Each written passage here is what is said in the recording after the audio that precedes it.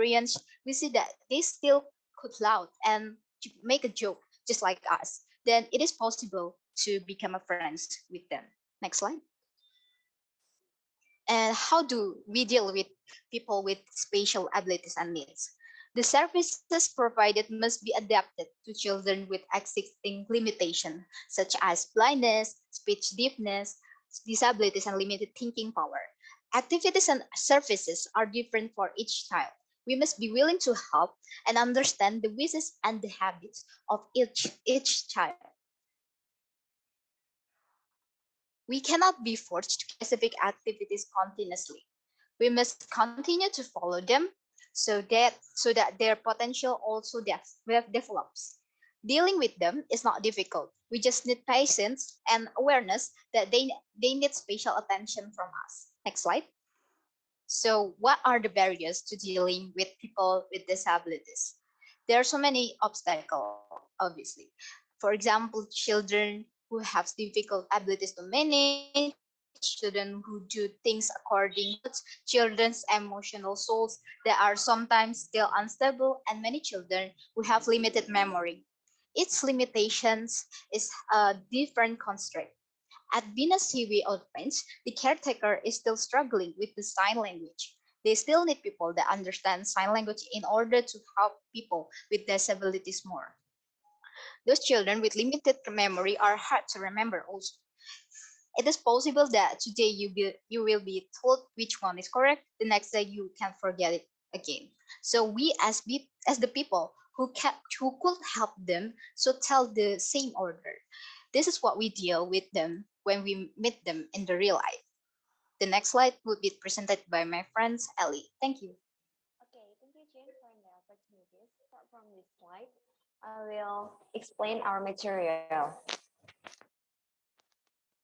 Okay. The slide. What was the impetus that made the founder want to build this orphanage? This orphanage was pioneered in 1989 with the initial form of activity being the special school, or we called SLB.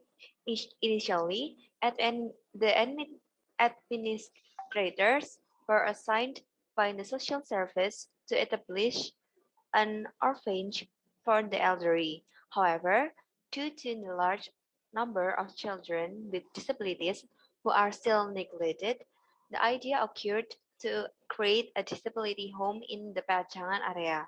Next slide, please. Okay, what is the daily life of persons with disabilities in this orphanage? Their daily life is to do activities every day, doing activities that they like according to their respective potentials. For example, from these two photos, in the photo on the left, I joined their activities. They were creating carpet from patchwork. They were braiding the patchwork, then putting it together with the patchwork with rectangles wood. For another example, this man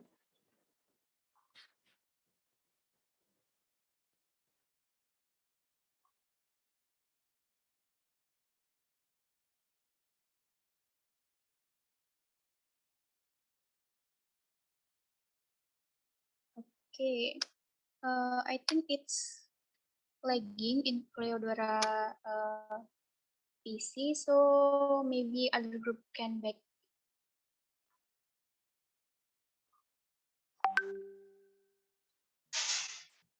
You can take over. Sorry, maybe the presentation will continue in my device. Is it okay?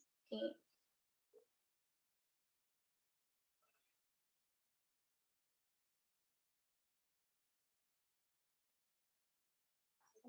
The presentation will be continue in my device. Is it okay?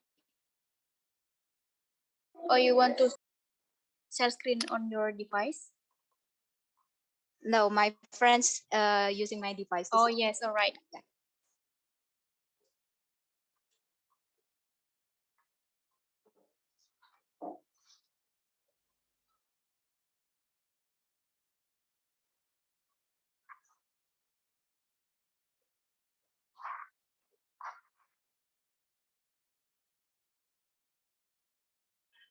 I'm sorry for the mistake. My laptop is bug bugging. Okay, this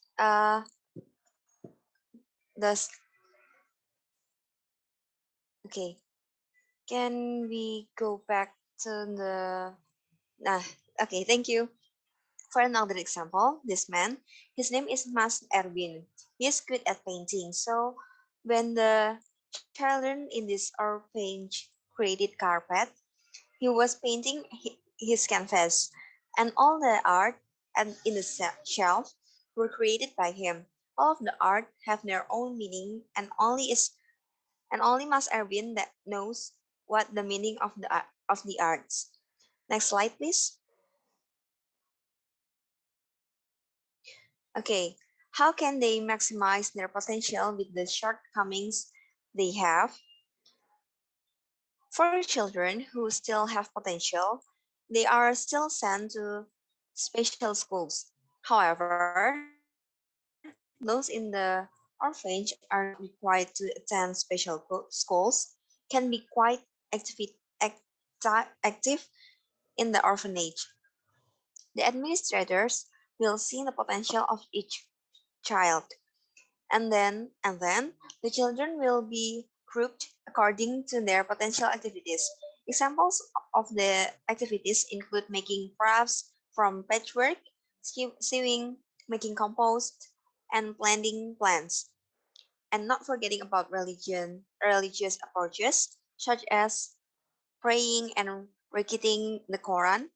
There are also religious music activities. For example, as Erwin that have potential in arts and IT, these are range looking for the laptop, stuff for arts, and so on. So every child in this orphanage is always push themselves to build their potential. Next slide, please. And how the general public can accept and appreciate the existence of persons with disabilities. The general public can accept and appreciate the existence of persons with disabilities by understanding each other, that we have our own strengths and weaknesses. We can also put ourselves on the same position with them without feeling we are better than others, especially people with disabilities. We need to increase the exciting sense of tolerance and humanity. By in that way, we can accept and appreciate them more, realizing that they are same as us is very necessary because all human beings have the same rights to be respected. Next slide, please. How as the public, how we as the public can collaborate with people with disabilities to contribute to the progress of the nation. The first, by maximizing the potential from people with disabilities. For example, people with disabilities who have abilities in the fields of music, art, or IT, we can help them to study fields that suit with them. The second, we also need to be patient with them so that they can maximize their potential. Their needs to be persistence in carrying out collaboration with persons with disabilities. The third, we need to listen to their ideas because sometimes they are more creative than us. With their needs, with their ideas, we can collaborate on their ideas and realize them for the betterment of the Indonesian nation. Next slide, please. Okay, that's all from us. The screen I give back to the moderator. Thank you. All right. Thank you very much to Diane and friends for delivering such a very well explained and comprehensive material about people with special abilities.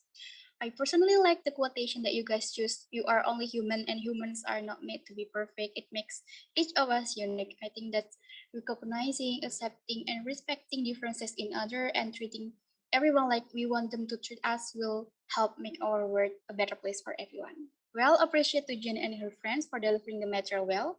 Now let's move on to the last presentation that will be delivered by Group 5 from UGM, which consists of Raffiul Surya Akbar, Dita Prasetyaningrum, Agil Kesha Akpiani Putri, and Tania Raya Rabani with their interesting topic, Story, People, and Indonesian Memory. Okay, guys.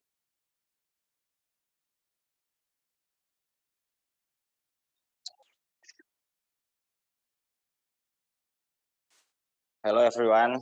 Today we are going to talk about Tol history and Indies memory of Frederick Ford. This conversation will be started by me, Raffi Yusri Akbar, and followed by our friends Tahnia Raya Rabani, Dita Prasetyaningrum, and Agel Keisha Aksyani Putri. Uh, the next slide, please. Historically, the fort was originally built by the first Sri Sultan Hamengkubuwono at the request of the VOC as a result of the Gyanti Agreement being held. However, the VOC actually used this fort as a place to monitor the palace. By the way, the name of the Frederick Fort was originally Rustenburg before there was an earthquake.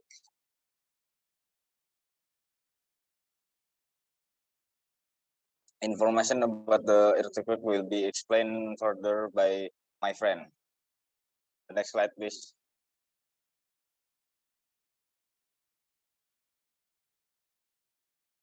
Before go back. Sorry. The outline. So here are the outline material that we will discuss in this topic. First, we have the story of the fort, and then what inside in the fort, and the last one is the unique side of the fort.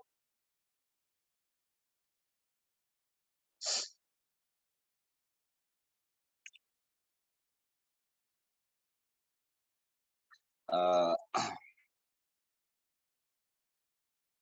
I'm sorry, I was wrong in explain the slide. Please, next slide.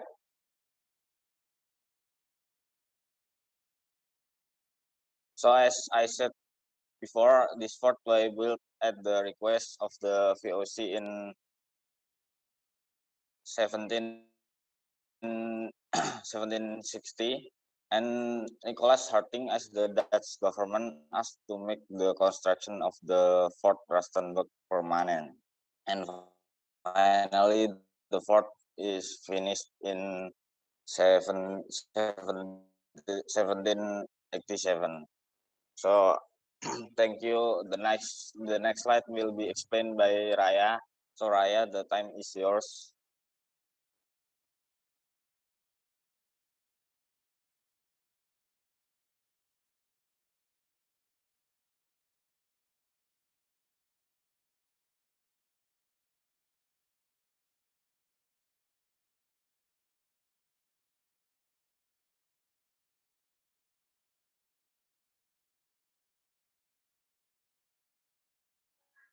I'm sorry, Tania.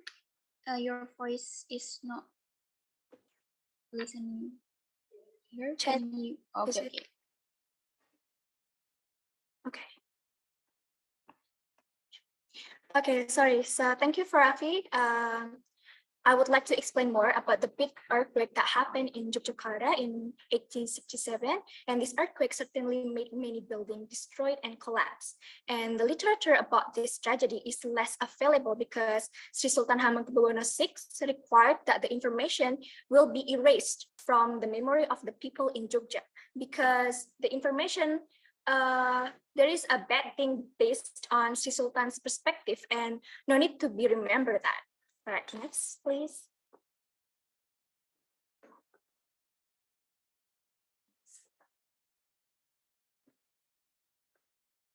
Yeah, so the history between 1867 until 1914 1949, after the earthquake happened, Rustenburg changed to Fredericksburg, which means peace, because the relationship between Croatian and the colonial was harmonious and good. So the fort was taken over by Indonesia after that in 1945, because there is an Independence Day. And throughout a second military aggression and the Romroyan negotiation happened, and then Ki Hajar Dewantara proposed it as a cultural heritage because it was a means of remembering Indonesian struggle. And as a symbolization of the destruction of the fort occurred after that. And as a result, the fort was for cultural activities.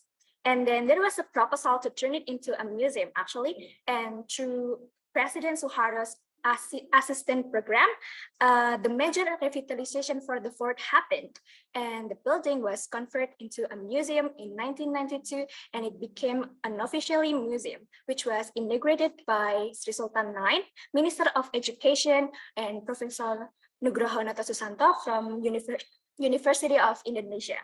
And then now it means that the fort is 30 years old as a museum. Okay, next. Next, the inside buildings. There are actually 4 gates in the fort, but only 3 gates are found, which are west, east, and south. So the west gate as a main gate for people to enter the fort, and the east gate is as another gate to mobility in the fort, and the south gate as an additional gate. Okay, next. As we can see there are several buildings inside the fort. So first we have office, and then barrack and armory. So the office is as a position of authority or service, typically one of a public nature. And the barrack provide for the soldiers with accommodation in a building. And then the armory as a place to store the weapons. Okay, I think that's all from me. The next slide will be explained by Keisha. So Keisha, the screen is yours. Thank you. Okay. Thank you, Raya. And the next slide. This is the fort map. Right there is the Yogyakarta Palace. Next slide. Unique site of Fredericksburg. There are several stories, mysteries, and unique things beside the historical building. And the next slide, please. The next slide is the rumors. What rumors are spread in society? Many people around Jogjatin, there is a tunnel from the fort leading to the presidential palace. Next slide. The fact. It's just a water panel. But actually, if you look closely at the hole, it can fit 1 person. Even one of the security guards we met admitted that he had entered the hole. Unfortunately, the path in the hole has been closed, so the truth about the rumors cannot be ascertained. And the next slide will be presented by Dita. Okay, thank you, Keisha. So the next unique side, I think, it is about the Indian's coffee. So this is unique because all buildings there is a cafe. It is special because it reminds us about the fact that this fort is belong to the Yogyakarta Palace, although it's a museum owned by government. So the royal family has a kind of special authority. The next slide, please. So the next is about the mystery. So in this fort, there is a hidden room inside barrack. So in the south barrack, that has a room that has no door and only has one locked window. Even when we visit the fort, our informant said that since he works there as a tour guide, but he doesn't even know what's inside the room, and he didn't know what the reason why the room was never opened. It's such a mystery. The next slide, please. So this is about the urban legend. It's just a common secret that in this building, like this fort usually has a story about called like Noni Noni, a beautiful ghost who can is disturbed. So we try to find more stories about mysteries like that, but unfortunately when we come to the fort, we cannot look for more stories like this. Even the security said that if someone was found spreading mystical stories, they would be persecuted. The reason is because now the focus of the fort is as a museum or place for learning and or appreciate the heroes. Next slide, please. So just an information, we got all the presentation from our informer Andy. We should say thank you so much for him. And then the summary of this discussion, we have discussed about what's the history of the Frederick Fort, what's the inside fort, and we also have discussed the unique side based on what people thought about the fort. So the next slide, please. I think that's all from us. We feel honored to talk with you all. Thank you everyone for your great attention. All right, thank you for group 5 of UGM. The material is very interesting when you all think the same. I appreciate how Rafi and friends explain various things from rumors, mysteries, and facts that you guys have received from a trusted informant. And I would like to remind everyone not to forget to fill the attendance link that has been provided via chat box. And there will also a feedback form sent to the chat box, so make sure you fill all the link. Right, thank you so much to Group 4 and 5 of UGM for providing such insightful and comprehensive information. If you guys have any question about the two previous topic from UGM Group 5 and 4, don't hesitate to deliver your question via chat box or you can ask directly to the speaker.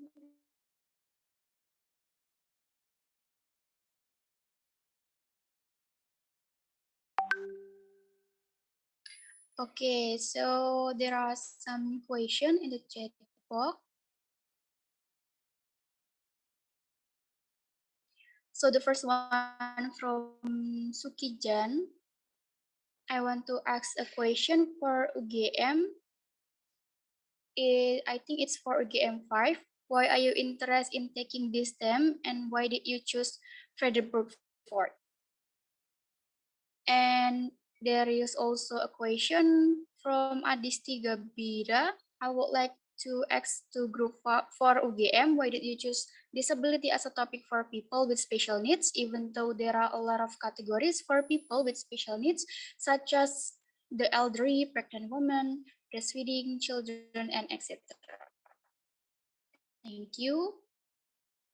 There's also a question for group 4. Bunga, what is your opinion regarding the lack of facilities for disabilities in a campus environment? Does the campus have to provide these facilities? Okay, I think the question, that's all for the question first. You, for group 5 and 4, you might answer the question.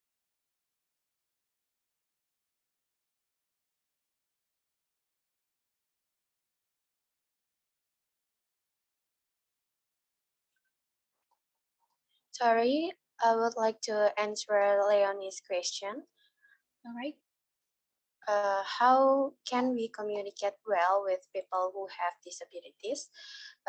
So the way that we can communicate well with people with disabilities is the first one is speak kindly. The second one is using simple words with clear intonation.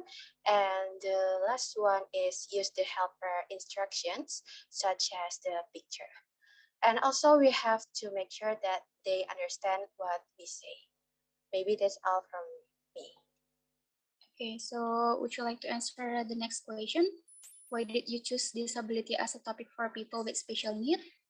And what is your opinion regarding the lack of facilities for disabilities in a campus environment?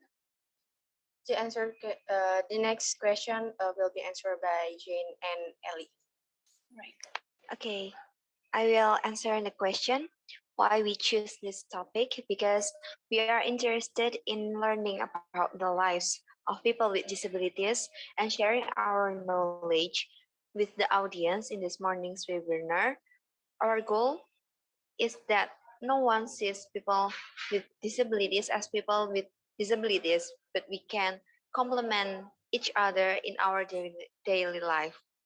That's all for me. Thank you. All right, thank you for the answer. For group 5, maybe you want to answer your question. Okay, thank you for the question. So I'll try to answer. So why we choose this topic?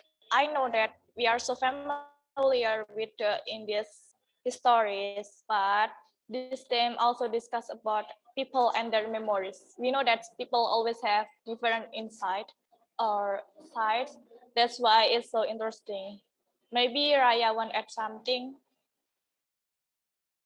Okay, thank you. So I would like to add something. So why we choose Frederick Fort? So because it is a famous place, but we are sure there is something still hidden in it. So we choose that. All right, thank you for the answer. Maybe for the previous question for group 3, you might answer the question. Group 3 from UGM. Okay. Uh, I'm from Group 3 UKN.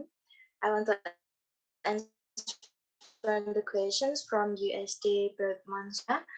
Thank you for your good questions. Yes, it's true that the proverb "where you feet stand, the sky I carry," can really be an encouragement because wherever our culture is, we must respect the culture of other people. Indonesia is very rich in culture, and we can also see it from the Pancasila ideology, which has explained how we should behave when we are in the new environment. That's all from us, and thank you. All right, thank you for the nice answer from group 3. Sorry, for group four still have one question. Is it okay? Yes. Okay. Uh, for the last question for Reda, what is your opinion regarding the lack of facilities for disabilities at campus environment? Does the campus have to provide these facilities? So the answer is the lack of facilities should not be happen again. Why this is the case? Because they are people that we should give the same opportunity to learn more, and it should be the facilities should be complete in everywhere, not only the campus, but in all public places. And the campus of GAM and most of the campus are already give these facilities. And so I think we should also normalize this in all facilities in all places. Thank you. All right, thank you for a very nice answer. Actually, there is a question from Bergman Surra, but this is because it's not an enough time. Can you guys from group 4 just answer the question via chat box? So the question is, I want to ask group from UGM, if children with special needs are put into an orphanage, then what is the role of the family in it? Because undoubtedly, those who play a role in that grow a caregiver, then the question is, where is the role of the family? While we know that the family is the initial information in our development as humans. You might answer the question via chat box since we don't have enough time. Okay. Thank you so much to the participant who asked the question. Wow, the questions are really good and indicate that the audience here is very enthusiastic about this webinar. We got additional knowledge beyond the material that has been delivered by groups that have performed. I would like to remind all attendees not to forget to fill the attendant link and feedback form that was sent through the chat box. What must be filled because later they will be used as a requirement to get the certificate. Okay, I think we don't have enough time here. Now, before I end this session, please can you give a big applause to the speaker by clapping your hand for appreciation or give a reaction so we can all see how excited you are.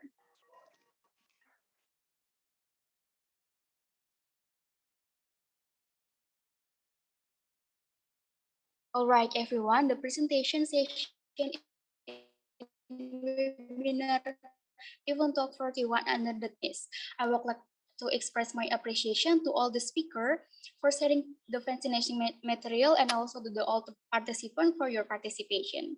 Now I give the rest of the session back to our MC, to Narita. All right, thank you, Ratna. And thank you for all the presenters, and also thank you for everyone for participating in today's webinar event stall for term potential escalation with background diversity. Before we close the event, please don't forget to fill the attendance and feedback form that the link has already sent on the chat box, because we will send the e-certificate based on the attendance and feedback form. We would appreciate it if you provide your feedback generally and wholeheartedly.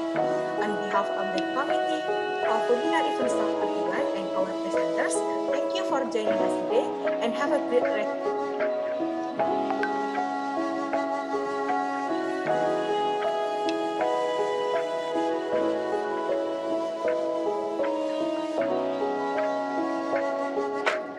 Alright, and to all of you, don't forget to join our next webinar event staff 42 that will occur on December 2 Friday. Thank you.